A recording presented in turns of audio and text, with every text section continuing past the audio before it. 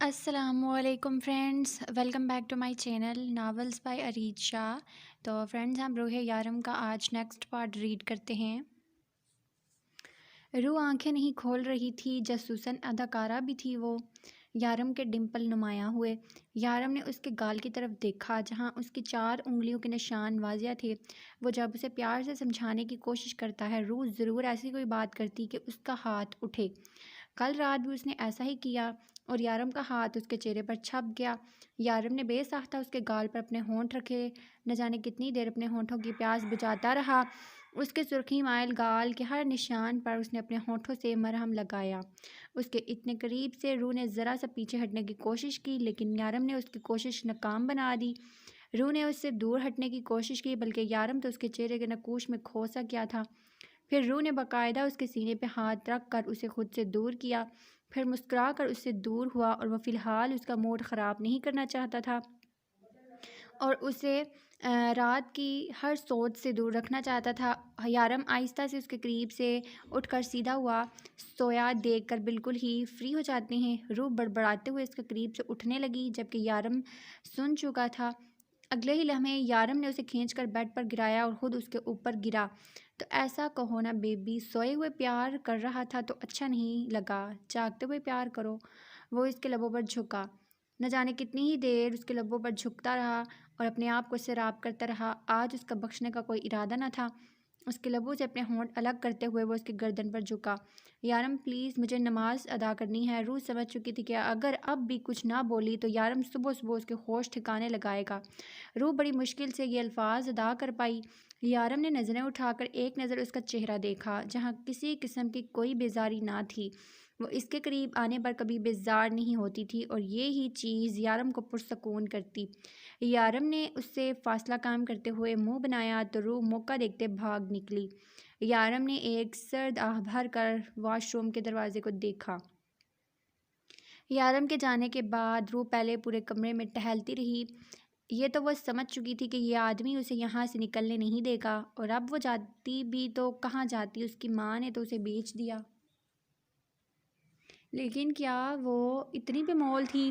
روح سوچتے ہوئے پھوٹ پھوٹ کر رونے لگی۔ وہ اس کی سگی ماں نہ تھی، لیکن وہ ماں تو تھی۔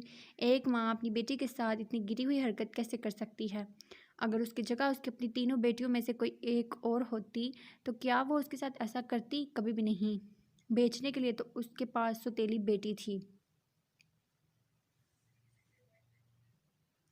جسے بیچنے کے بعد اس کو کوئی افسوس نہ تھا۔ اگر یارم اس سے محبت نہ کرتا تو اس وقت وہ کہاں ہوتی؟ یہ سوچ بھی اس کے دل کے کہیں ٹکڑے کر رہی تھی۔ یارم جیسے قاتل کے ساتھ جہاں اس کا رہنا ناممکن تھا، وہیں وہ اپنی ماں کے پاس بھی جا نہیں سکتی تھی۔ اپنی بے بسی پر جتنا رو سکتی تھی روئی، پھر اٹھ کر باہر آ گئی۔ اگر یارم سب کچھ چھوڑ دیتا تو اس کے ساتھ ایک نئی زندگی کی شروعات کرتی، لیکن اب نہیں۔ یارم کبھی نہیں بدل سکتا تھا، وہ ایک درندہ تھا، اس لیے اس نے یارم کو چھوڑنے کا فیصلہ کر لیا تھا۔ روح کی زندگی میں یارم جیسے شخص کی کوئی جگہ نہ تھی۔ وہ ایک قاتل کے ساتھ ساری زندگی نہیں گزار سکتی۔ اسے بہت پیاس لگی تھی۔ وہ سیدھی کچن میں آئی۔ ابھی اس نے فریج سے پانی کی بوتل نکالی تھی کہ سامنے ٹیبل پر اسے شفا کا فون نظر آیا، جبکہ وہ دونوں باہر دھوپ میں بیٹھی تھی۔ روح نے جلدی سے فون اٹھایا اور اپنے کمرے میں آئی۔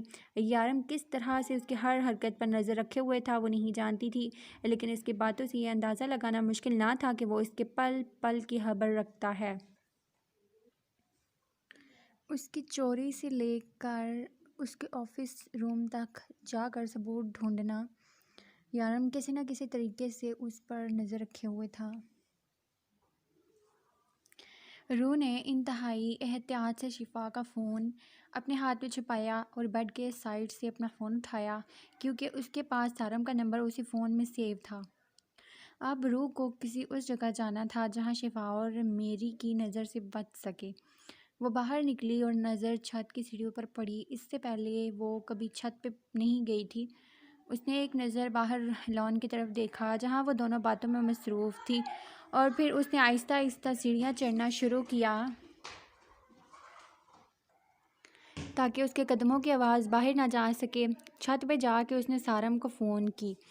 انجان نمبر سارم نے سوچ سمجھ کر اٹھایا۔ سارم پلیز مجھے یہاں سے نکالیں، میں یارم کے ساتھ نہیں رہ سکتی، وہ کبھی نہیں بدل سکتے، روح نے روتے ہوئے کہا۔ سارم کو بے ساختہ اس پر ترس آیا۔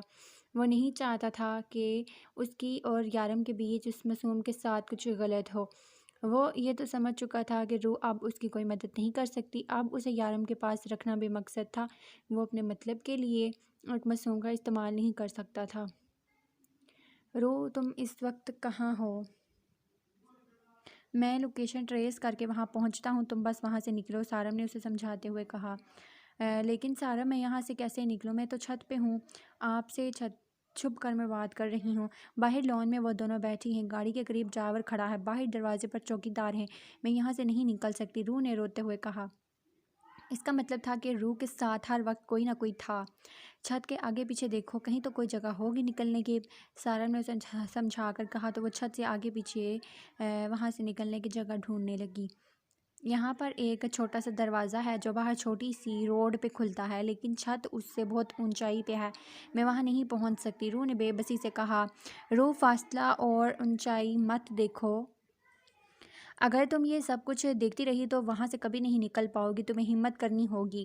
میں تمہاری لوکیشن پر پہنچتا ہوں، تم اپنا پاسپورٹ، ویزا اور کارڈ اٹھا لاؤ اگر ممکن ہو تو۔ سارم فون بند کر چکا تھا۔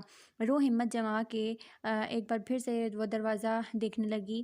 وہ جلدی سے نیچے آئی، شفا کا فون احتیاط سے اس جگہ پر رکھا جہاں سے اسے اٹھا کے لائی تھی۔ وہ کمرے میں آئی اور کمرے کی سب کھڑکی دروازے بند کر دیے، پھر بیڈ پر لیٹ کر لائٹ آف کر دی۔ اس نے بڑی مشکل سے اندھیرے میں اپنا کارڈ، ویزا اور پاسپورٹ نکالا۔ سارم نے اسے کہا تھا کہ ضرور کمرے میں CCTV کیمرہ لگا ہے جس سے وہ ہر وقت تم پر نظر رکھتا ہے۔ اس نے سارم کے آئیڈیا کے مطابق کام کیا تھا۔ وہ اپنی چیزیں اٹھا کر ایک بار پھر سے آ کر بیڈ پہ لیٹ گئی۔ روح نے سارے کاغذ اچھے سے چھپائے اور لائٹ آن کر کے بیزاری سے دیکھنے لگی تاکہ وہ یہ دکھانے میں کامیاب رہے کہ اسے نیند نہیں آ رہی اور وہ زبردستی سونے کی کوشش کر رہی ہے۔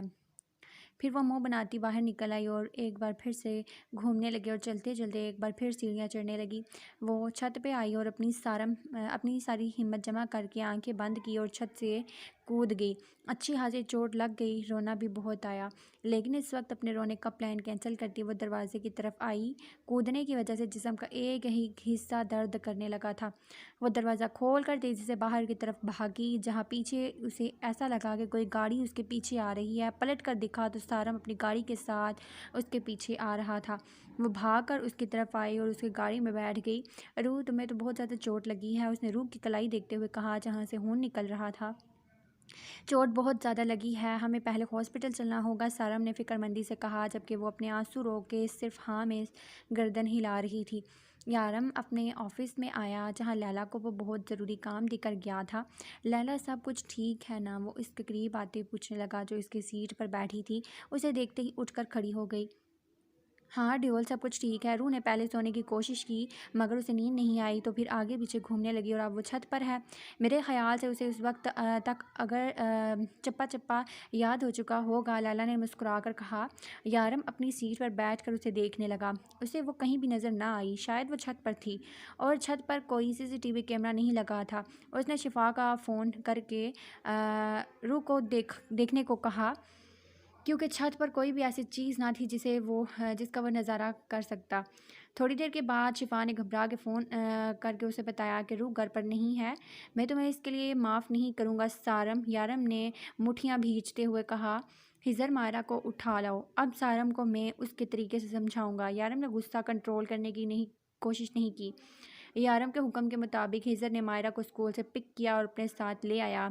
اسکول والوں کو منانا ہزر کے لیے مشکل تھا کیونکہ وہ آسانی سے اس کے ساتھ نہیں بھیج رہے تھے، لیکن ہزر کے لیے اتنا بھی مشکل نہ تھا۔ اس نے صرف اپنی پستول کے نوک پر پرنسپل کے سر پر اپنی پستول رکھی اور مائرہ اب اس کے ساتھ تھی، لیکن یارم نے اسے اپنے آفس میں لانے کے بجائے سائیڈ پر کہیں لانے کو کہا تھا۔ وہ ہمیشہ سے یارم کے دماغ کو سمجھ نہیں پاتا تھا، وہ ہمیشہ آدھی بات کرتا تھا اور آج بھی یہی ہوا۔ یارم نے آدھی بات کر کے اسے حکم دیا جس کی اس نے تکمیل کر دی۔ اب وہ آگے کیا کرنا چاہتا تھا اس بارے میں اسے کچھ بھی پتہ نہیں تھا۔ مائرہ کو لے کر سائٹ پر پہنچا تو یارم فیاض کے ساتھ تھا۔ فیاض سارم کا سب سے بڑا دشمن تھا کیونکہ فیاض کے بھائی حیدر کو سارم نے گولی ماری تھی۔ بروقت علاج نہ ہونے کی وجہ سے اس کی ٹانگ کٹ گئی تھی اور وہ ساری زندگی کے لیے معذور ہو گیا تھا۔ اب وہ کسی بھی طرح سے سارم سے بدلہ لینا چاہتا تھا لیکن اس معاملے میں کوئی بھی اس کا ساتھ نہیں دے رہا تھا۔ سارم کبھی میرا دوست تھا لیکن آج وہ میرا دشمن ہے، اس نے دوست ہو کر میرے سینے میں خنجر گھونپا تھا۔ وہ اس سے کبھی معاف نہیں کر سکتا۔ وہ میرے سارے اصولوں سے واقف ہے، اسے پتہ ہے کہ میں اپنے مطلب کے لیے کبھی کسی کی بیٹی کا استعمال نہیں کروں گا۔ اسے یقین ہے کہ میں اس کی بیٹی کا کچھ نہیں بگاڑ سکتا، لیکن تم اس کی بیٹی کے ساتھ کچھ بھی کر سکتے ہو۔ تم چاہو تو اس سے اپنے بھائی کا بدلہ لے سکتے ہو۔ تم سارم اسے اپنا بدلہ پورا کر سکتے ہو۔ یہ سارم کی بیٹی ہے۔ یارم نے دور سے آتی مائرہ کی طرف اشارہ کیا۔ میں اس کی بیٹی کو نقصان پہنچاؤں گا، یہ بات وہ کبھی نہیں مانے گا، اور میرا مقصد پورا نہیں ہوگا، اور وہ میری بیوی کو میرے خلاف کر کے اپنے ساتھ لے گیا ہے۔ اب جب تک وہ میری بیوی کو واپس میرے حوالے نہیں کرتا تم اسے اس کی بیٹی نہیں دو گے، یارم نے حکم دیا۔ اور تمہیں کیوں لگتا ہے کہ میں تمہاری بات مانوں گا؟ یہ بھی تو ہو سکتا ہے کہ میں اس کی بیٹی کو مار ڈالوں، سارم کو اس کی بیٹی بھی نہ ملے، وہ تمہاری بیوی بھی نہ ملے، اور میں اپنے بھائی کا بدلہ بھی لے لوں، فیاض نے ہنستے ہوئے کہا۔ نہیں فیاض، تم مجھے ڈبل کراس نہیں کر سکتے، کیونکہ اپنے بھائی کا بدلہ لینے کے لیے تمہارے پاس تمہارا بھائی بھی ہونا چاہیے۔ کیا مطلب ہے تمہارا؟ یارم کی بات سن کر فیاض اٹھ کر کھڑا ہوا۔ مطلب یہ ہے کہ یارم کبھی کچی گولیاں نہیں کھیلتا۔ تم اس بچی کا کچھ نہیں بگاڑو گے، تم صرف سارم کو ڈراؤ گے۔ تب ہی میری بیوی گھر واپس آنے پر سارم کو اس کی بیٹی ملے گی، اور تمہیں تمہارا بھائی واپس ملے گا۔ اگر اپنے بھائی کی زندگی چاہتے ہو تو مائرہ کو کچھ نہیں ہونا چاہیے، سمجھے؟ اب تم جا سکتے ہو، یارم نے آرڈر دیا۔ روح کے بازو کی ہڈی کو چوٹ لگی تھی، اور چوٹ بہت گہری تھی۔ یہ تو شکر تھا کہ بازو ٹوٹنے سے بچ گئی۔ سارم اس کے لیے کافی پریشان تھا۔ اگر یارم کو پتہ چل جاتا کہ روح کے بازو کا یہ حال ہے تو وہ نہ جانے کیا کرتا۔ سارم کو اس چھوٹی سی لڑکی پر ترس آ رہا تھا جو ایک عام سی زندگی گزارتے ہوئے وہ کہاں آ پہنچی تھی۔ روح بہت زیادہ خوبصورت نہ تھی کہ یارم پہلی ہی نظر میں اس پر اپنا دل ہار بیٹھتا، لیکن یارم کی دیوانگی سارم کی سمجھ سے باہر تھی۔ وہ اس لڑکی کو اتنا کیسے چاہنے لگا تھا؟ یارم نے تو کبھی کسی عورت کی خواہش تک نہ کی تھی۔ ابھی میں یہی سب کچھ سوچ رہا تھا کہ اس کا فون بجا۔ نمبر انجان تھا۔ اس کی جاب ایسی تھی، اسے اپنے فون پر آنے والی ہر کال اٹھانی پڑتی تھی۔ ہیلو، سارم نے فون اٹھا کر کہا۔ اپنی بیٹی کی زندگی چاہتے ہو تو ڈیول کی بیوی کو اس کے گھر پہنچا دو، فیاض نے کہا۔ کون ہو تم اور میری بیٹی کہاں ہے؟ سارم نے غصے سے پوچھا۔ میں فیاض ہوں، انسپکٹر سارم، وہی فیاض جس کے بھائی کو ساری زندگی کے لیے مسحور کر دیا گیا تھا۔ کوئی بہت پرانی بات نہیں ہے، بس 5 ماہ پہلے تم نے میرے بھائی کو دوبارہ اٹھ کر چلنے کے قابل نہیں چھوڑا۔ تمہاری بیٹی ہمارے قبضے میں ہے، جبکہ میرا بھائی ڈیول کے قبضے میں ہے۔ اگر تم نے اگلے 1 گھنٹے میں ڈیول کی بیوی کو اس تک نہ پہنچایا تو وہ میرے بھائی کی لاش مجھ تک پہنچ جائے گا، اور اگر میرا بھائی مرا نہ انسپکٹر سارم تو تمہاری بیٹی تو سمجھو گئی۔ اپنی بیٹی کی جان پیاری ہے تو جلد سے جلد ڈیول کی بیوی کو اس کے گھر پہنچا دو۔ فون بند ہو چکا تھا، اور جو سارم یہ سوچ رہا تھا کہ اگر ڈیول نے روح کے لیے اسے کوئی دھمکی دی بھی تو بھی وہ اس کو یا اس کی فیملی کو کچھ نہیں کرے گا، کیونکہ یارم اپنے مطلب کے لیے بھی کبھی کسی بے گناہ کو استعمال نہیں کرتا، اور کرے بھی تو اسے کوئی نقصان نہیں پہنچا سکتا۔ لیکن اس کی بیٹی یارم کے پاس نہیں بلکہ کسی بڑے گنڈے کے پاس تھی، اور اب صحیح معنوں میں سارم کے ہاتھ پیر پھول چکے تھے۔ وہ روح کے ٹکٹ بک کروانے والا تھا پاکستان کے۔ ڈاکٹر نے روح کو پٹی باندھی اور ہاتھ ہلانے سے بالکل منع کیا۔ وہ کمرے میں آیا تو روح کو کافی پریشان بیٹھا دیکھا۔ وہ ابھی ہاسپٹل میں ہی تھے۔ کیا ہوا سارم، آپ اتنے پریشان کیوں ہیں؟ سب کچھ ٹھیک ہے؟ روح نے پوچھا۔ مائرہ کڈنیپ ہو چکی ہے، سارم نے پریشانی سے بتایا۔ کیا یارم نے روح پر یقین کرتے ہوئے پوچھا۔ کیا یارم نے روح پر یقینی سے پوچھا۔ کیا یارم نے روح نے پر یقینی سے پوچھا۔ اگر یارم کرتا تو مجھے کوئی پریشانی نہیں ہوتی، لیکن یہ کام یارم نے نہیں بلکہ ایک بہت بڑے گنڈے نے کیا ہے۔ روح، وہ میری بیٹی کے ساتھ کچھ بھی کر سکتا ہے۔ سارم بہت پریشان تھا۔ صرف یارم ہی میری مدد کر سکتا ہے، کیونکہ فیاض کا بھائی حیدر یارم کے قبضے میں ہے، اور اس نے یہ شرط رکھی ہے کہ میں جب تک تمہیں واپس گھر میں پہنچا دیتا تب تک فیاض کے بھائی کو نہیں چھوڑے گا، اور جب تک فیاض کا بھائی آزاد نہیں ہوگا تب تک میری بیٹی واپس میرے گھر میں نہیں آئے گی، اور میرے پاس صرف 1 گھنٹے کا وقت ہے، اور جو کچھ میں یارم کے ساتھ کر چکا ہوں اب یارم میری مدد نہیں کرے گا۔ سارم نے پریشانی سے کہا۔ یارم آپ کی مدد ضرور کریں گے سارم، آپ مجھے بس گھر چھوڑ آئیں۔ تمہارا دماغ خراب ہو گیا ہے روح، اتنی مشکل سے تمہیں وہاں سے نکالا ہے اور اب تم کہہ رہی ہو میں تمہیں واپس وہاں چھوڑا ہوں؟ اپنی بیٹے کے لیے تمہاری زندگی برباد نہیں کر سکتا۔ یارم میرے شوہر ہیں، وہ زیادہ سے زیادہ میرے ساتھ کیا کر سکتے ہیں؟ روح نے کہا۔ دھوکہ دینے والوں کو جان سے مار دیتا ہے وہ، سارم نے سمجھانا چاہا۔ مجھے ڈر نہیں، روح نے بے خوفی سے کہا، جبکہ سارم کو اس وقت صرف اور صرف مائرہ کا خیال تھا۔ سارم آج اپنے آپ کو بے حد بے بس محسوس کر رہا تھا۔ اس نے کبھی سوچا بھی نہیں تھا کہ وہ روح کو یہاں تک لا کر واپس چھوڑ جائے گا۔ اس وقت وہ یارم کے گھر کے باہر کھڑی تھے۔ روح ایک بار سوچ لو، مجھے نہیں لگتا کہ مجھے تمہیں اس طرح سے یہاں چھوڑ جانا چاہیے۔ میں کوئی اور طریقہ نکالتا ہوں مائرہ کو بچانے کا۔ نہیں سارم، یارم کوئی میرے لیے غیر نہیں ہے کہ مجھے ان سے کوئی ڈر لگے، ان کے ساتھ رہنے سے مجھے کوئی ڈر لگے۔ میں ایڈجسٹ کر لوں گی، یارم کو سمجھاؤں گی کہ میں ان کے ساتھ نہیں رہنا چاہتی، میں اس سے علیحدگی چاہتی ہوں، اور ویسے بھی کبھی نہ کبھی تو مجھے ان سے الگ ہونا پڑے گا، اور طلاق کے بغیر تو کہیں نہیں جا سکتی۔ روح خود بھی نہیں جانتی تھی کہ اتنا بڑا فیصلہ اس نے کب کیا، لیکن یہ بات کلیئر تھی کہ یارم کبھی یہ کام نہیں چھوڑنے والا، اور ایک قاتل کے ساتھ ایک عام زندگی گزارنے کا خواب اس کا کبھی بھی مکمل نہیں ہو سکتا تھا۔ وہ صرف اپنے لیے ہی نہیں بلکہ یارم کے لیے بھی پریشانی کا سبب تھی۔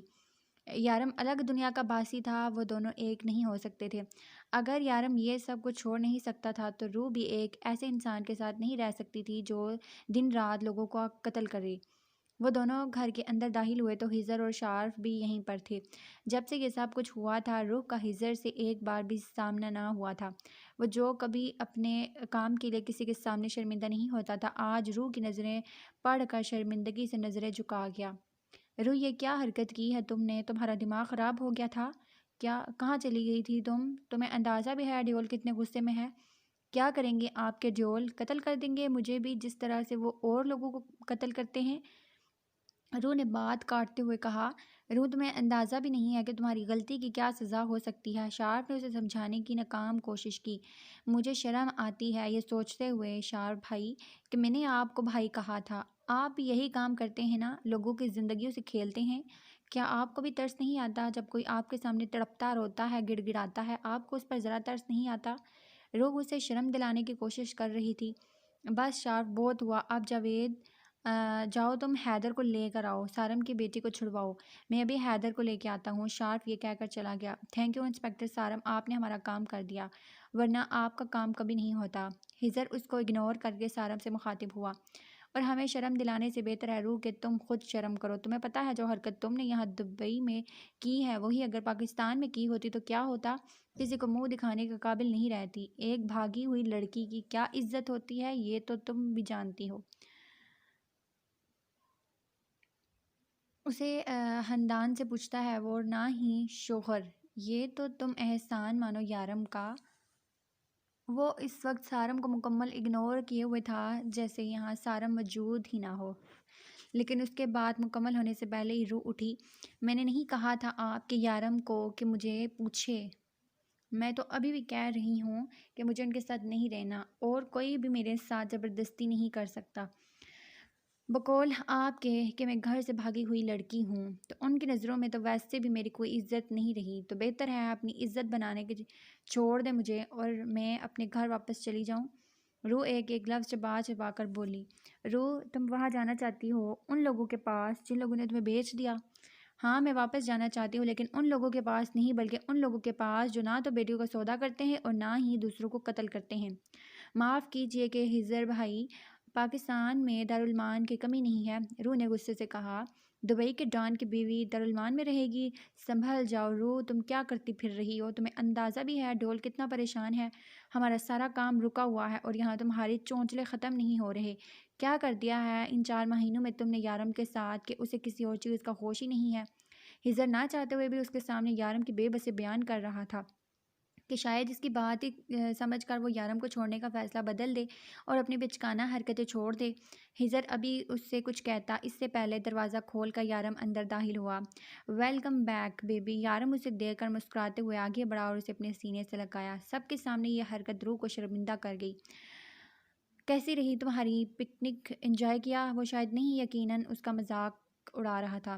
سارم کو غصہ تو آیا لیکن فی الوقت وہ کنٹرول کر گیا کیونکہ شارف حیدر کو لینے گیا ہوا تھا اور سوال اس کی بیٹی کا تھا۔ یہ تمہارے بازو پہ کیا ہوا ہے روح؟ یارم نے اس کے بازو پہ پٹی بندھی ہوئی دیکھی، لیکن اس کا جواب سننے سے پہلے وہ سارم کی طرف پلٹا تھا۔ کیا کیا تم نے میری بیوی کے ساتھ؟ کیسے لگی اسے چوٹ؟ ہیزر، ڈاکٹر کو بلاؤ۔ وہ بے قراری سے اس کا بازو دیکھنے لگا، جبکہ ساتھ ساتھ سارم کو سخت نگاہوں سے گھور رہا تھا۔ چھت سے کودتے ہوئے چوٹ لگ گئی، روح بنا ڈرے شرمندگی سے بولی، اور اس کی اس ادا پہ یارم مسکرائے بنا نہ رہ سکا، جبکہ ہیزر کا دل کیا کہ اس کی اس حرکت پر اس کا سر پھاڑ دے۔ پچھلے 3 گھنٹوں سے وہ اس کی بے قراری دیکھ رہا تھا، اگر اس کی حالت روح دیکھ لیتی تو شاید کبھی اس سے دور ہونے کا خیال بھی اپنے دل میں نہ لاتی۔ ہیزر، چھت کی دوسری سائیڈ پہ سیڑھی لگوا دو، میں نہیں چاہتا کہ دوسری بار جب روح گھر سے بھاگنے کی کوشش کرے تو اسے چوٹ لگے۔ ویسے مجھے امید نہیں ہے کہ اس کے بعد تم ایسی کوئی حرکت کرو گی، لیکن پھر بھی بیبی تم پر یقین نہیں کر سکتا۔ وہ اس کا ہاتھ پکڑ کر اپنے ہونٹوں تک لے کے جا رہا تھا جب روح نے اپنا ہاتھ کھینچا۔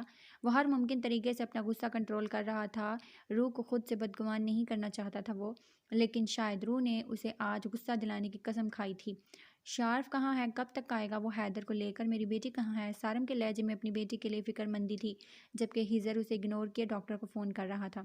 اتنی دیر میں اپنی بیوی کے بغیر تڑپا ہوں، تھوڑی دیر تم اپنی بیٹی کے بغیر تڑپو، تمہیں بھی تو پتہ چلے محبت میں تڑپ کس بلا کا نام ہے۔ یارم بس اتنا کہہ کر روح کا ہاتھ پکڑ کر زبردستی اندر لے کے جانے لگا۔ بیبی تم ریسٹ کرو، ہم اس بارے میں بعد میں بات کریں گے۔ یارم پلیز ایسا مت کرو میرے ساتھ، میری بیٹی کی زندگی کا سوال ہے۔ سارم تڑپ اٹھا۔ یارم بتائیں انہیں کہ ان کی بیٹی کہاں ہے؟ آپ اتنے بے حس ہو سکتے ہیں، میں کبھی سوچ نہیں سکتی تھی۔ روح نے زبردستی اس کے ہاتھ سے اپنا ہاتھ چھڑوایا۔ تم پیار کے لائق ہی نہیں ہو روح، مجھے تمہیں اتنا سر چرانا ہی نہیں چاہیے تھا۔ یارم نے زبردستی اس کا ہاتھ پکڑا اور اسے گھسیٹ کر اندر لے گیا، جبکہ پیچھے سے سارم کی آواز آتی رہی جسے وہ مکمل اگنور کر گیا تھا۔ کیوں مرے جا رہے ہو انسپکٹر سارم؟ مل جائے گی تمہاری بیٹی، تمہیں کچھ نہیں ہوگا اسے، بس تمہیں تمہارے کیے کی سزا مل جائے۔ ہیزر نے جیسے اس کی بے بسی کا مذاق اڑایا تھا۔ ہیزر، میں تمہارے آگے ہاتھ جوڑتا ہوں، خدا کے لیے ایسا مت کرو، اس سب میں میری معصوم بچی کا کیا قصور؟ وہ بچی ہے۔ سارم نے اسے سمجھانے کی کوشش کی۔ روح بھی بچی ہے، یقین کرو وہ بھی میری بچی ہے۔ تم نے ہماری بچی کو ہمارے خلاف کرنے کی کوشش کی، میرے اکلوتے رشتے کو مجھ سے دور کرنے کی کوشش کی۔ ہیزر غصے سے اس کی طرف آیا۔ تمہارا رشتہ؟ تمہارا روح کے ساتھ کیا رشتہ ہے؟ سارم نے پریشانی سے پوچھا۔ تمہیں اس سے کوئی مطلب نہیں ہونا چاہیے، تمہیں بس تمہاری بیٹی سے مطلب ہونا چاہیے، جو شاید تمہیں آج مل جائے۔ یارم نے یہ کیس میرے حوالے کیا ہے اور یقین کرو اسے میں اپنے طریقے سے ہینڈل کروں گا۔ ہیزر اس کا کندھا تھپتھپاتے باہر نکل گیا، جہاں سامنے سے شارف مسکراتا ہوا اندر آیا تھا۔ اس کے ساتھ حیدر نہیں تھا، شاید وہ بھی اس کے پلان میں شامل تھا۔ کیا خیال ہے اس کی بیٹی واپس کریں یا نہ کریں؟ ہیزر نے مسکراتے ہوئے پوچھا۔ میں تیرے سوال کا جواب دوں گا، پہلے تو میرے سوال کا جواب دے، شارف نے تھوڑی پہ ہاتھ رکھتے ہوئے کہا۔ روح یا لیلا؟ شارف نے کسی عقلمند انسان کی طرح 2 آپشن اس کے سامنے رکھے۔ یارم، ہیزر نے جواب دیا، بولا نہ صرف 2 آپشن ہیں، روح یا لیلا۔ شارف چڑھ کر بولا، یارم تیرے پیچھے کھڑا ہے، اگر اپنی جان بچانی ہے تو کام پر لگ جا۔ ہیزر نے خبر دی تو شارف نے چونک کر پیچھے دیکھا جہاں کوئی نہیں تھا، اس نے مڑ کر دیکھا، ہیزر بھی یہاں نہیں تھا۔ سارم کو ہیزر نے واپس بھیج دیا تھا اور مائرہ کا کوئی اتا پتہ نہ تھا۔ سارم کو بس یہ پتہ تھا کہ اس کی بیٹی پرابلم میں ہے، وہ لوگ کبھی بھی اس کی بیٹی کی جان لے سکتے ہیں۔ یارم کے ساتھ جتنا وہ کر چکا تھا اس کے بعد یارم اس کی مدد کرتا، یہ بات بالکل ناممکن تھی۔ وہ تو اب پچھتا رہا تھا کہ وہ روح کو واپس چھوڑ آیا، کیونکہ روح کو واپس چھوڑنے کے بعد بھی ان لوگوں نے مائرہ کو اس کے حوالے نہ کیا تھا۔ عروہ کی طبیعت خراب تھی اور ایسے میں وہ بار بار صرف اپنی بیٹی کا نام لے رہی تھی۔ سارم کے پاس اس کے کسی سوال کا کوئی جواب نہ تھا، فی الحال تو صرف اور صرف یارم کی منتیں کر سکتا تھا، لیکن اس کے لیے بھی یارم اس کا فون نہیں اٹھا رہا تھا۔ ڈاکٹر نے روح کے بازو کی ٹھیک سے ڈریسنگ کی تھی، سب کچھ ٹھیک تھا، اس کی ہڈی ٹوٹنے سے بچ گئی تھی۔ تھوڑی دیر بعد ڈاکٹر اسے ہدایات بتا کر چلا گیا۔ مائرہ ٹھیک ہے؟ مائرہ اور سارم واپس چلے گئے؟ روح نے شارف سے پوچھا، جبکہ اس وقت وہ کسی سے بات نہیں کرنا چاہتی تھی۔ شارف نے ایک نظر ہیزر کو دیکھا۔ شارف کے اس طرح ہیزر کو دیکھنے پر روح کو پھر سے غصہ آنے لگا۔ آ تو گئی ہوں میں واپس، اب چھوڑ دو خدا کے لیے اس معصوم بچی کو، یہی چاہتے تھے نا تم لوگ۔ آ گئی ہوں میں واپس یہاں، روح نے غصے سے چلاتے ہوئے کہا۔ کوئی احسان نہیں کیا تم نے واپس آ کر اپنی شوہر کے گھر واپس آئی ہو، اور اپنا یہ ایٹیٹیوڈ ذرا کم کرو، جن لوگوں کے پاس جا رہی تھی نا، اس گھر میں تمہاری کیا اوقات ہے اچھے سے جانتی ہو۔ ہیزر غصے سے بولا۔ ہیزر بس کرو، وہ پہلے ہی تکلیف میں ہے۔ یارم جیسے تڑپا تھا، ہاں بیبی تم فکر مت کرو، مائرہ کو ہم نے سالم کے ساتھ واپس بھیج دیا ہے، مائرہ اب بالکل ٹھیک ہے، وہ ہیزر کو گھورتے ہوئے بولا۔ شارف کھانا بھیجو روح کے لیے، اس نے شارف کو کہا۔ وہ فوراً کمرے سے باہر نکل گیا۔ شارف دروازے سے ہی کھانا دے کر چلا گیا۔ یارم روح کے لیے کھانا لے کر آیا تو اس نے منہ پھیر لیا۔ وہ نہ اس سے کوئی بات کر رہی تھی اور نہ ہی کھانا کھا رہی تھی۔ یارم اپنا غصہ کنٹرول کرے ابھی بھی اسے پیار سے منانے کی کوشش کر رہا تھا۔ اگر اس کی جگہ کسی اور نے یہ حرکت کی ہوتی تو یارم اس کا کیا حال کرتا یہ خود بھی نہیں جانتا تھا۔ پلیز کھانا کھا لو، کب تک بھوکی رہو گی؟ پلیز کچھ کھا لو۔ اس بار جب روح نے اس کا ہاتھ جھٹکا تو اپنا کنٹرول کھو بیٹھا وہ اور ایک زوردار تھپڑ اس کے منہ پہ مارا۔ میرا دماغ خراب ہے جو میں کب سے پیار سے منانے کی کوشش کر رہا ہوں، میں مزید نخرے برداشت نہیں کر سکتا۔ شرافت سے کھانا کھاؤ، ورنہ اس سے پہلے کہ وہ کچھ کہتا اس نے روح کے چہرے کو دیکھا جہاں وہ اپنے چہرے پر رکھے ہوئے یقینی سے اسے دیکھ رہی تھی۔ یارم نے اس کے گال پہ ہاتھ رکھا، وہ اس پہ ہاتھ نہیں اٹھانا چاہتا تھا۔ وہ اپنے آپ پر جتنا کنٹرول کر رہا تھا روح اتنا ہی اس کے غصے کو ہوا دے رہی تھی۔ یارم محبت سے اس کے گال کو سہلاتا رہا جب روح اسے دیکھنے لگی۔ ایسے مت دیکھو، تمہیں سمجھ نہیں آ رہا میں کہہ رہا ہوں، ایسے مت دیکھو مجھے۔ نہ جانے وہ کیسی نظروں سے دیکھ رہی تھی، یارم اس سے نظریں تک نہیں ملا پا رہا تھا۔ پلیز مت کرو میرے ساتھ اس طرح، میں کبھی اتنا بے بس نہیں ہوا جتنا تمہارے سامنے، بہت پیار کرتا ہوں تم سے، خدا کے لیے میری بات مان لو۔ کہیں نہیں جا سکتی تم، یہاں سے تم کہیں نہیں جا سکتی، اور تمہیں کتنی زیادہ چوٹ لگی ہے؟ وہ اس کا بازو تھامتے ہوئے بولا۔ آؤچ! روح نے فوراً بازو چھڑواتے ہوئے آہ بھری۔ دماغ خراب ہو گیا ہے تمہارا، کیا کر رہی ہو؟ درد ہوگا۔ یارم نے بے اختیار اس کا بازو تھاما۔ نہیں ہو رہا مجھے درد، آپ دے رہے ہیں مجھے درد بار بار۔ میرے سامنے آ کر میرے ساتھ زبردستی کر کے نہیں رہنا چاہتی میں آپ کے ساتھ، کیوں زبردستی کر رہے ہیں میرے ساتھ؟ نہیں کھانا مجھے کھانا، چلے جائیں آپ یہاں سے، اس وقت سب سے زیادہ مجھے تکلیف آپ کو دیکھنے سے ہو رہی ہے، روح کہتے ہوئے رونے لگی۔ پلیز چلے جائیں۔ روح میں چلا جاؤں گا، پلیز تم کھانا تو کھا لو، یارم نے جیسے منت کی تھی۔ کچھ نہیں کھانا مجھے، لے جائیں اسے یہاں سے، پلیز چلے جائیں یہاں سے، میں ہاتھ جوڑتی ہوں آپ کے آگے۔ یارم ایک آخری بار اسے دیکھتا کمرے سے باہر نکل گیا۔ وہ کمرے سے باہر نکلا تو ہیزر غصے سے باہر ٹہل رہا تھا۔ بہت برا کر رہے ہو یارم، تمہیں اس کو سزا دینی چاہیے اسے تاکہ وہ دوبارہ ایسی کوئی غلطی کرنے کے بارے میں نہ سوچے، لیکن تم تو پیار سے ٹریٹ کر رہے ہو۔ ہاں سزا دوں تاکہ وہ مجھ سے بدگمان ہو کر مجھے ہمیشہ کے لیے چھوڑ کر چلی جائے؟ یارم کے لہجے میں ڈر تھا۔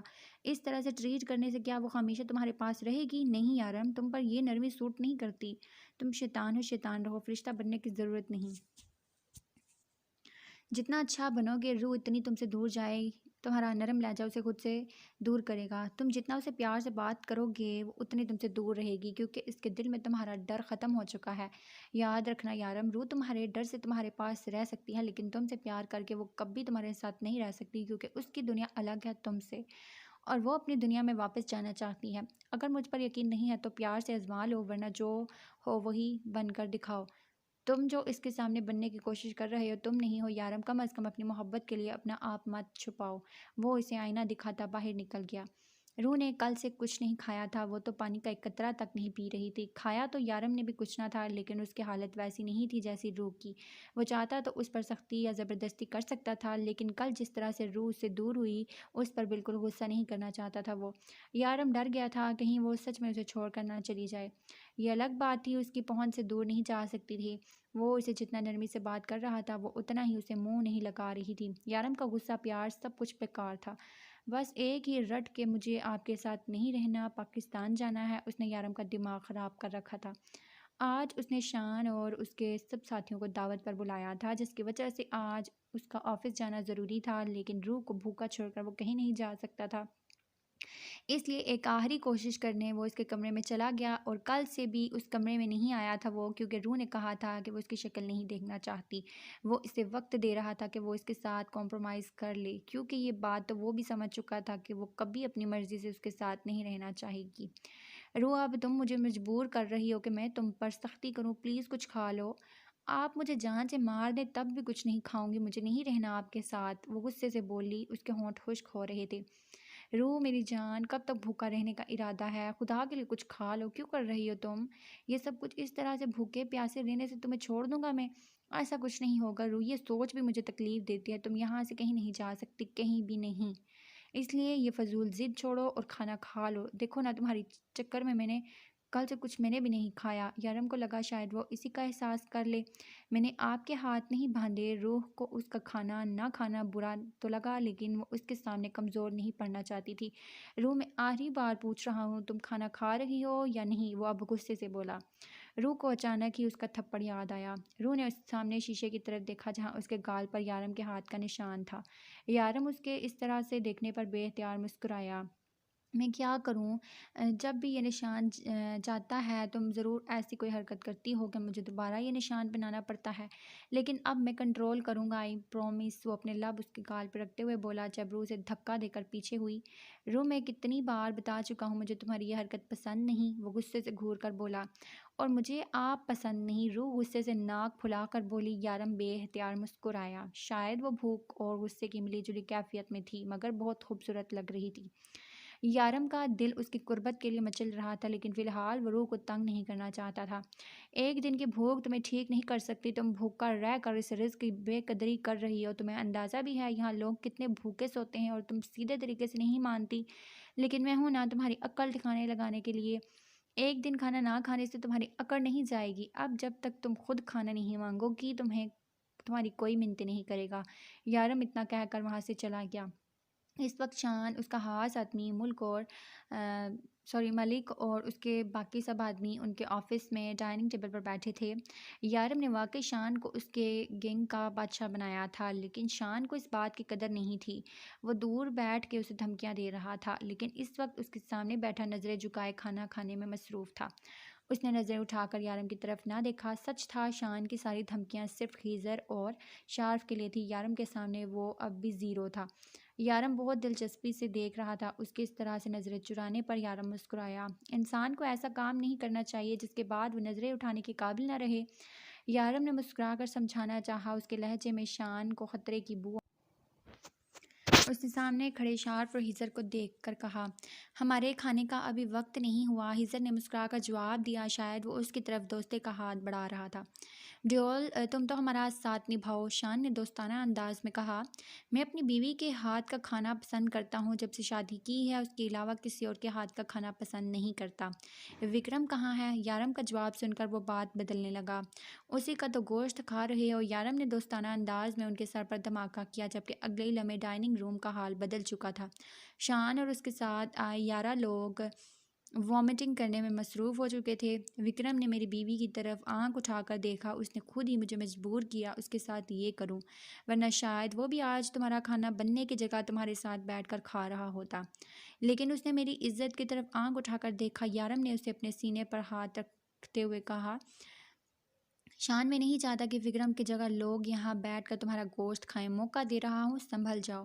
یارم، کاظمی روز روز موقع نہیں دیتا۔ مجھے معاف کرو ڈیول، مجھ سے غلطی ہو گئی۔ میں تمہارے خلاف کبھی کچھ نہیں کروں گا۔ تم نے مجھے ڈان بنایا اور میں تمہارے ہی خلاف جا رہا تھا۔ خدا کے لیے مجھے معاف کر دو، مجھ سے غلطی ہو گئی۔ معاف کیا ہے، اسی لیے ابھی تک زندہ ہو۔ اگر معاف نہ کرتا تو تم جانتے ہو تمہارا کیا حال ہوتا۔ باقی کی باتیں رات میرے گھر پہ ہوں گی، اسے ابھی ساتھ لے آنا۔ اس نے ملک کی طرف اشارہ کیا۔ اسے ملک کچھ گڑبڑ لگ رہا تھا۔ تمہارا خاص آدمی ہمارا بھی خاص ہے، مجھے یقین ہے کہ تم یہ دعوت کبھی بھولو گے نہیں۔ یارم کی بات پہ پاس کھڑے شارف نے کہکا لگایا، میں نے کوئی لطیفہ سنایا ہے؟ اس نے گھور کر شارف کو دیکھا۔ نہیں، وہ دراصل شارف نے کچھ بولنا چاہا۔ کچھ زیادہ ہی سر چڑھتے جا رہے ہو شارف، کنٹرول میں رہو، مجھے مجبور مت کرو کہ میں تمہیں تمہاری اوقات یاد دلاؤں۔ روح نے کچھ کھایا؟ اس نے گھر آ کر پوچھا۔ نہیں سر، انہوں نے کچھ نہیں کھایا۔ سر، آپ کے لیے کھانا لگاؤں؟ شفا نے پوچھا۔ نہیں، جب تک روح کچھ نہیں کھا لیتی اس کے حلقے سے ویسے بھی کچھ نہیں اترنا تھا۔ وہ کمرے میں آیا تو روح پرسوں والے کپڑوں میں سست حالت میں بیٹھی تھی۔ اس نے ابھی تک اپنے بالوں میں کنگھی نہیں کی۔ وہ سر گھٹنوں میں دیے زمین پر بیٹھی تھی۔ روح، یہ کیا حالت بنا رکھی ہے تم نے؟ حالت دیکھی ہے تم نے اپنی؟ یارم نے اس کے سر پہ ہاتھ رکھتے ہوئے کہا، جب روح اسے دھکا دے کر پیچھے ہوئی۔ پلیز مجھے ہاتھ مت لگائیں، دور رہیں مجھ سے، نہیں رہنا مجھے آپ کے ساتھ۔ کیوں زبردستی کر رہے ہیں آپ میرے ساتھ؟ نہیں رہنا پلیز، مجھے جانے دیں یہاں سے۔ روح روتے ہوئے اس کے سامنے ہاتھ جوڑنے لگی۔ روح، کیوں کر رہی ہو یہ سب کچھ؟ میرے پاس وجہ میری محبت ہے، پیار کرتا ہوں تم سے، نہیں رہ سکتا تمہارے بغیر، اور تم کس حق سے مجھ سے دور جانے کی بات کر رہی ہو؟ وعدہ کیا تھا تم نے، مجھے کبھی چھوڑ کر نہیں جاؤ گی۔ اب تم کون ہوتی ہو مجھے چھوڑنے والی؟ عشق کرتا ہوں تم سے، میں نہیں رہ سکتا تمہارے بغیر۔ اٹھو، کپڑے بدلو، بال ٹھیک کرو اپنے۔ میں تمہیں اس حالت میں نہیں دیکھ سکتا۔ یارم نے ایک بار پھر سے اسے چھونا چاہا جب روح نے پھر سے دھکا دیا۔ روح، یہ تمہاری آخری غلطی ہے، اس کے بعد تمہیں ہر غلطی کی سزا ملے گی۔ وہ غصے سے اٹھا، لیکن اس کے لہجے میں کچھ ایسا ضرور تھا کہ وہ کام کر رہ گئی لیکن ہمت نہیں ہاری۔ اب اس نے سوچ لیا تھا کہ اب وہ یارم مجھ سے اسے دور جانے کی نہیں بلکہ طلاق کی بات کرے گی۔ دن سے شام، شام سے رات ہو گئی، یارم کمرے میں واپس نہیں آیا اور نہ ہی وہ اس جگہ سے اٹھی۔ وہ اپنی ساری ہمت جمع کر کے یارم سے طلاق کی بات کرنے کا سوچ رہی تھی۔ ہزر، شان اور ملک اب بھی آ کر اس کے آفس روم میں بیٹھے تھے۔ وہ ایک ہفتہ میں ہمیشہ کی طرح بلیڈ لیے دوسرے ہاتھ سے اپنا سر دبا رہا تھا۔ شاید نہیں، وہ یقیناً ٹینشن میں تھا، جبکہ شان یہ سوچ رہا تھا کہ اس کو ٹینشن دینے والا کیا ابھی تک زندہ ہے۔ وہ آہستہ آہستہ چلتی اس کے آفس روم تک آئی۔ وہ نہیں جانتی تھی کہ اندر کون ہے۔ اس سے پہلے کہ وہ دروازہ بجاتی وہ اس کی آہٹ پہچان چکا تھا۔ اندر آ جاؤ بیبی، دستک دینے کے لیے اس کا ہاتھ واپس رک گیا۔ یارم نے ایک نظر دروازے کی طرف دیکھا، اس کی حالت دن سے بھی بدتر تھی۔ یقیناً وہ اپنی تمام تر ہمتوں کا انبار جمع کر کے یہاں آئی تھی۔ وہ آ کر اس کے قریب رکی۔ یارم سمجھ چکا تھا اس سے ضروری بات کرنے آئی ہے۔ مجھے آپ سے طلاق چاہیے، میں آپ کے ساتھ ایک سیکنڈ نہیں رہ سکتی۔ لڑکھڑاتی آواز میں اس نے اپنا جملہ مکمل کیا۔ کمرے میں بیٹھے باقی تینوں وجود پر قیامت گری تھی۔ یارم مشکل سے اپنا غصہ کنٹرول کرتے اس کی بات پر مسکرایا تھا۔ یہاں بیٹھو میرے پاس۔ اس نے نہ صرف اپنے پاس رکھی کرسی کی طرف اشارہ کیا بلکہ ہاتھ پکڑ کر اسے بٹھایا۔ اگلے ہی لمحے اس نے ایک بلیڈ نکالا اور اس بلیڈ کی مدد سے اس کی کلائی پر ڈیزائن بنانے لگا۔ روح نے درد کی شدت سے اپنا ہاتھ چھڑوانے کی کوشش کی لیکن ناکام۔ شاید اس درد کی کوئی انتہا نہ تھی۔ اپنی کلائی پر ہونے والا حملہ اس نے 5 بار برداشت کیا۔ ہاتھ چھڑوانے کی کوشش میں وہ مسلسل ناکام رہی تھی۔ آپ تو مجھ سے محبت کرتے ہیں؟ وہ پوچھے بنا نہ رہ پائی۔ آنسو سے گلا تک تر ہو چکا تھا۔ اس کے سوال پر وہ بے اختیار مسکرایا۔ میں تم سے عشق کرتا ہوں۔ تو پھر یہ سب؟ یہ دنیا کو بتا رہا ہوں کہ میں جس سے محبت کرتا ہوں اس کی غلطیاں معاف نہیں کرتا، تو جس سے نفرت کرتا ہوں ان کے ساتھ میں کیا سلوک کرتا ہوں۔ اگلے ہی سیکنڈ ملک کرسی سے اٹھ گیا۔ اس کے ہاتھ کانپ رہے تھے، وہ ماتھے پر پسینے کے بے تحاشا بوندیں تھیں۔ اٹھ کر کمرے سے باہر بھاگا۔ کانپ تو شان بھی رہا تھا لیکن وہ اٹھ کر باہر نہیں گیا، جبکہ یارم کے ہاتھ میں ابھی تک روح کی کلائی تھی جیسے وہ ابھی چھوڑنے کو تیار نہ تھا۔ میں نے کیا غلطی کی ہے؟ چھٹی بار بلیڈ اپنے ہاتھ کی طرف آتے دیکھ کر وہ پوچھنے لگی۔ میری جان، تم مجھ سے دور جانا چاہتی ہو نا؟ مجھ سے طلاق لینا چاہتی ہو؟ تمہارے لفظوں کی سزا اس سے بڑی ہونی چاہیے، لیکن تمہارے معاملے میں میرا دل بہت نرم ہے۔ اگر تم نے دوبارہ مجھ سے دور جانے کی بات کی تو میں اسی گھر کے اندر تمہارے لیے قبر کھود کر تمہیں زندہ گاڑ دوں گا۔ پھر روز صبح اٹھ کر اس پر فاتحہ پڑھا کروں گا۔ اس کی کلائی کو سختی سے پکڑ کر بول رہا تھا۔ خیر، فی الحال میں کچھ بہت ضروری کام کر رہا ہوں، مگر تم یہ مت سوچنا کہ میں تمہاری سزا ختم کر دوں گا۔ اٹھ جاؤ، اٹھو، تم جاؤ اپنے کمرے میں میٹنگ ختم کر کے آتا ہوں، پھر یہیں سے شروع کریں گے۔ وہ ایک ایک لفظ چبا چبا کر بولا تھا۔ روح کو ابھی تک یقین نہ آیا۔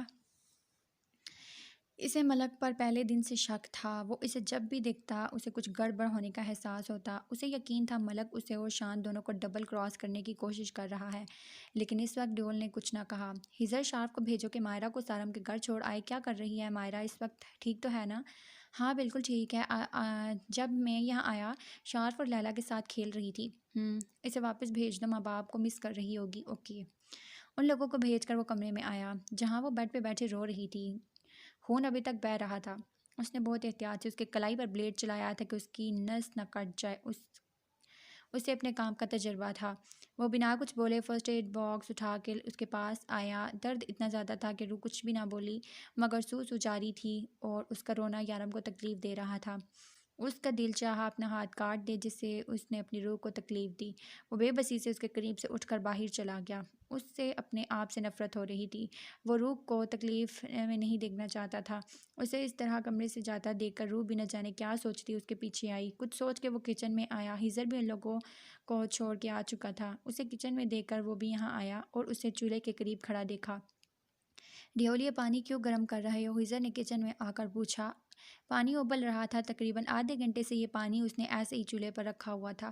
یارم نے اس کی بات کا کوئی جواب نہ دیا، بس پانی کو گھورتا رہا۔ ڈیول خیریت تو ہے، تو مجھے ٹھیک نہیں لگ رہے، ہیزر نے پریشانی سے کہا۔ میں ٹھیک نہیں ہوں ہیزر، اس نے چولہا بند کرتے ہوئے کہا۔ لیکن اگلے ہی سیکنڈ جو حرکت یارم نے کی تھی اسے دیکھ کر ہیزر شاکڈ رہ گیا۔ یارم نے اپنا دایاں ہاتھ ابلتے پانی میں ڈال دیا۔ ڈیول کیا کر رہے ہو؟ دماغ خراب ہو گیا ہے تمہارا؟ یہ کیا حرکت کی ہے تم نے؟ وہ آگے بڑھ کر اس کا ہاتھ پانی سے باہر نکالنے کی کوشش کرنے لگا، جبکہ یارم بنا کسی درد بنا کسی تکلیف کے پانی میں ہاتھ ڈالے کھڑا تھا۔ ہیزر نے بڑی مشکل سے اس کا ہاتھ پانی سے نکالا۔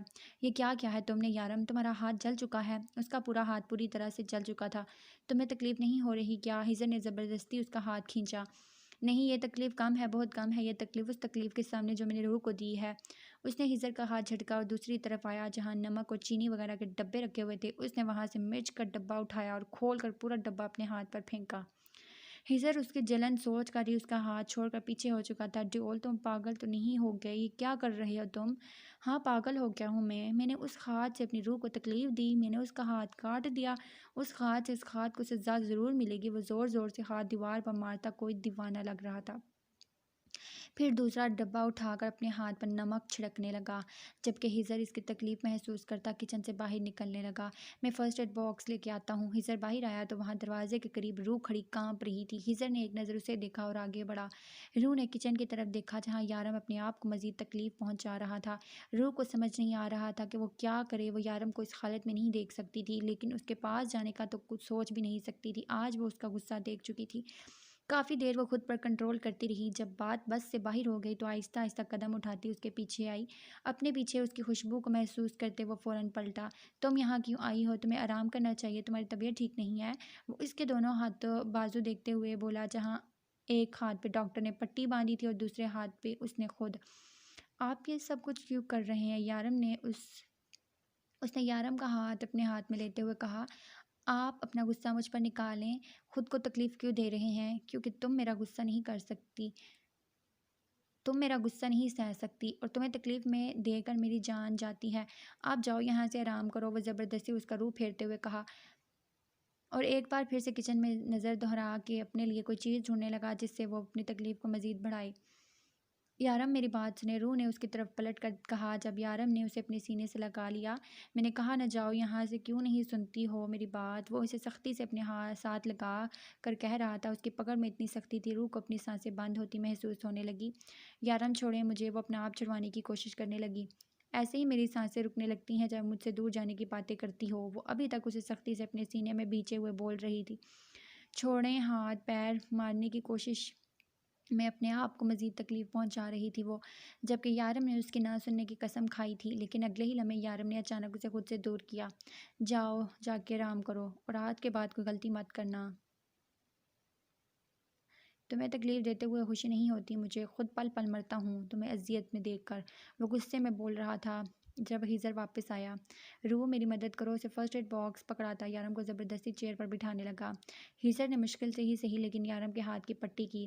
وہ کہیں نہیں جا رہی، تمہارے پاس ہے اور تم اسے تکلیف نہیں دو گے تو خود کو بھی اذیت نہیں ہوگی۔ وہ اس سے کسی چھوٹے بچے کی طرح